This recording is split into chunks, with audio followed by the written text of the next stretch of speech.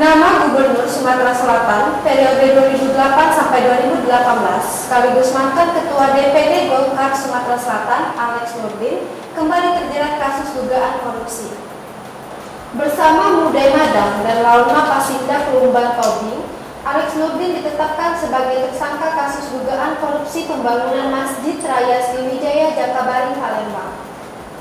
DPD 1 Golkar Sumsel sendiri enggan mengomentari terkait masalah hukum yang terjerat tokoh senior Golkar Sumsel tersebut dan menyerahkannya ke penasehat hukum.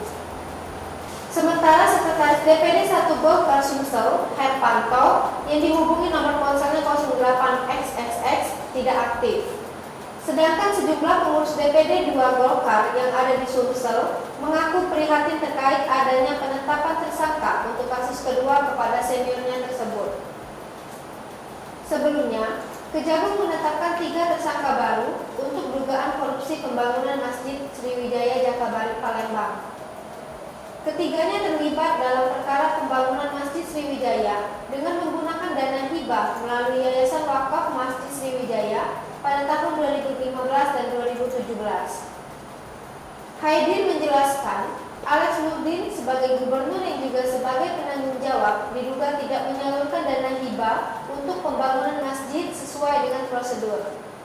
Sedangkan Mudai Madang sebagai bendahara Yayasan Masjid Sriwijaya tidak memberikan alamat domisili di luar Sumatera Selatan. Padahal, menurut Haidirman, pemberian dana hibah haruslah sesuai dengan wilayah pemerintah daerah. Dalam proses pencairan dana hibah sendiri dilakukan sebanyak 2 kali, yakni pada tahun 2015 sebesar 50 miliar dan 2017